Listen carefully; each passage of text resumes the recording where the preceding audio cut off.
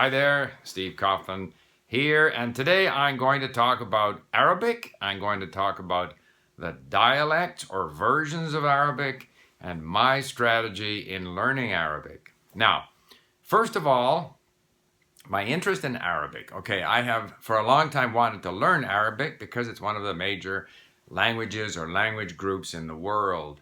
But in, I guess it was October of last year, I visited Jordan.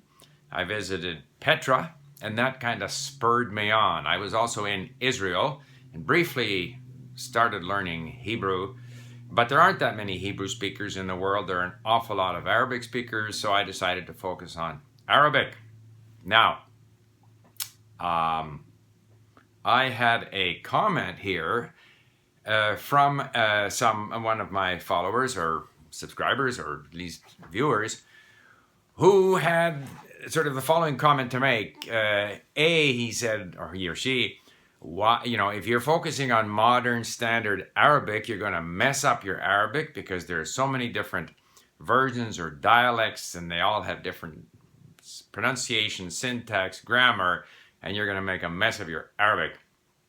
His point number one. Point number two, he said, I don't know what funny flag you're using at LingQ for Arabic, but you shouldn't use that. You should use some other flag. Okay, with regard to the flag, I think he's right. I didn't know what flag was chosen by our design people.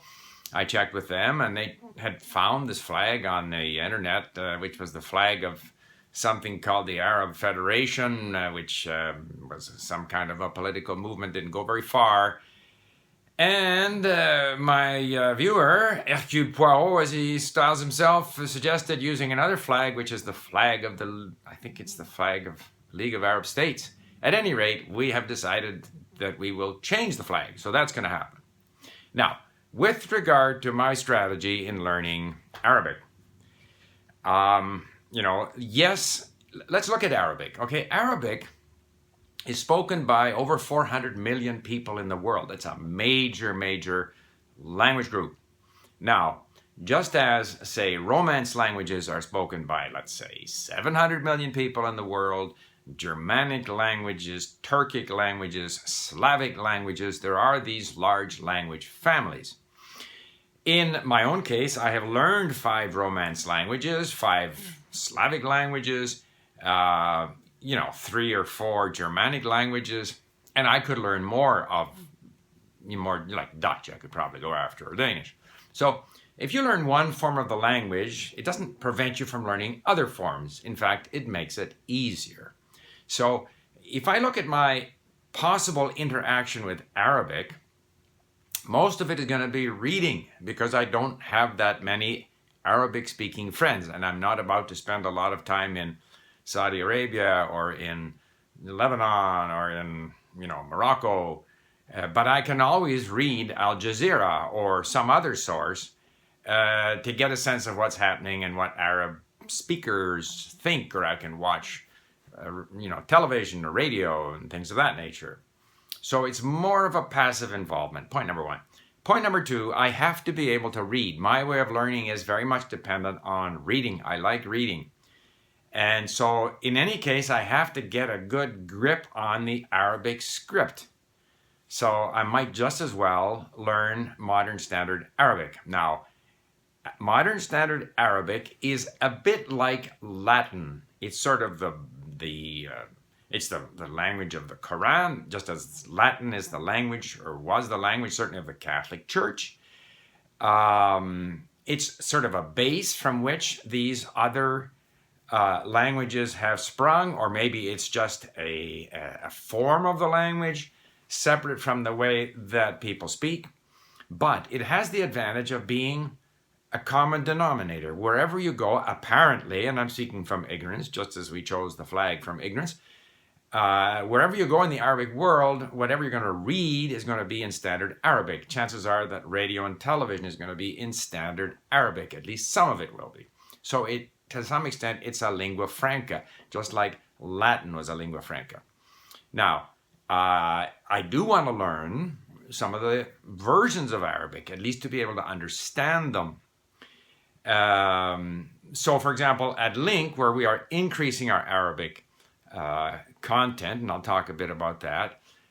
We are also adding content in Levantine Arabic, and I hope to add some content in Egyptian Arabic so that people can also hear these other forms. And if they need to work more on those forms of the Arabic language, they can do so. And I may very well do so in the future.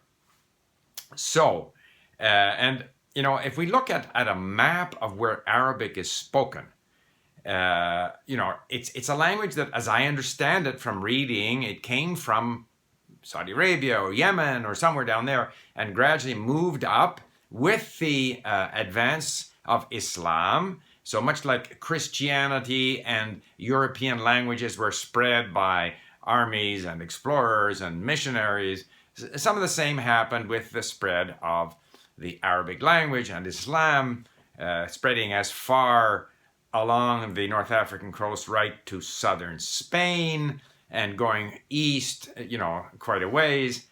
And so that languages that were spoken in these areas before, like Berber in North Africa, or Coptic in Egypt, or Aramaic or Syriac in what is now sort of the Levant, Lebanon, Syria, and so forth, these were gradually replaced by Arabic. And this process of Arabicization has continued up until recent times, when Berber or Assyrian or Aramaic have been suppressed in favor of Arabic.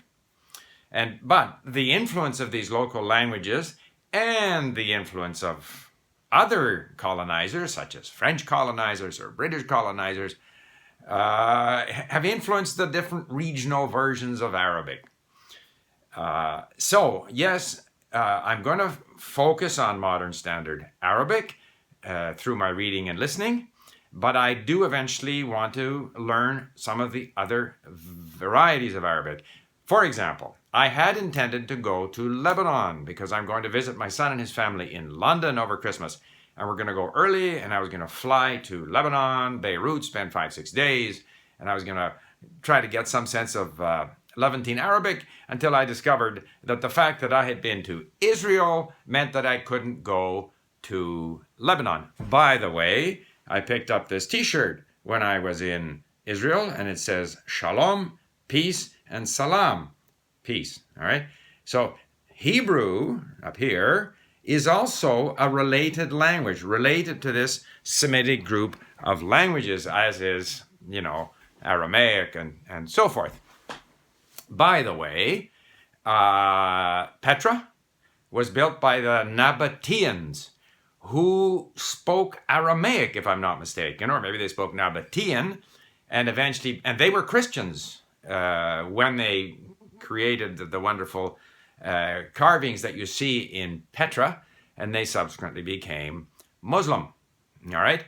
So this whole world of Arabic speaking and even related languages is quite large. And it's also worth noting that Arabic has influenced other languages, so that I noticed, like we've started now with Farsi at LingQ, I've started looking at Farsi, and I see words that obviously come from Arabic in Farsi. So Arabic has influenced a number of languages, including, of course, European languages, you know, algebra, arithmetic, and stuff, I think are words that come from Arabic.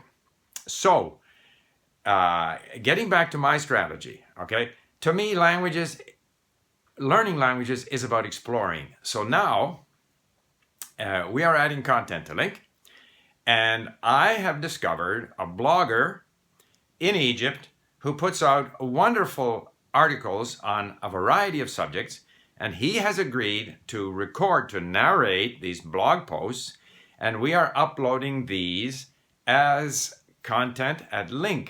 And he talks about interesting subjects, for example, biographies of some of the outstanding, I've only read two of them. One is Al-Biruni, and the other one is Muhammad al-Idrisi, if I remember correctly.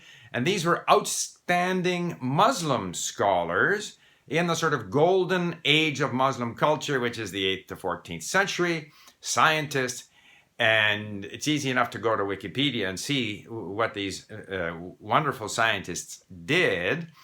And it's interesting to note that Muhammad al-Idrisi was from Morocco, but I think an Arab.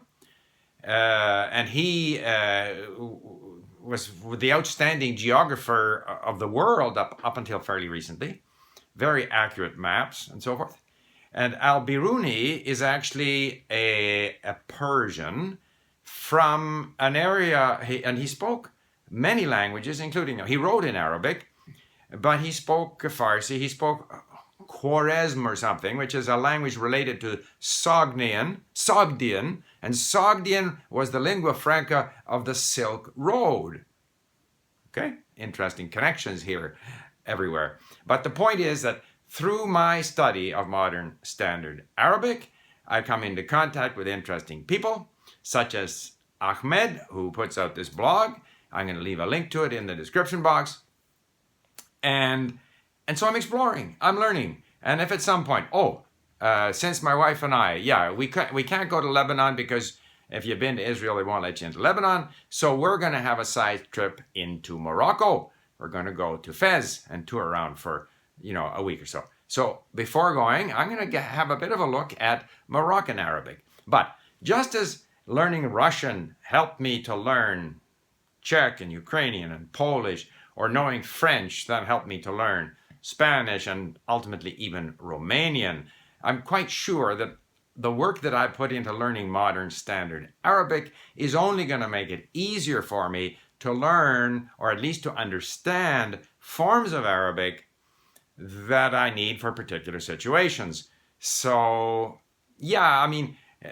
learning Latin might be a parallel to learning modern standard Arabic, but if you travel in parts of the world where the Romance languages are spoken, you don't see signs in Latin. Whereas I understand that the script, modern standard Arabic, is standard in newspapers and so forth and so on. So I'm going to stick with my strategy, but I do look forward to hearing from Hercule Poirot if he has any comments that might be helpful to me or to other people who are learning Arabic. So thank you for listening. Bye for now.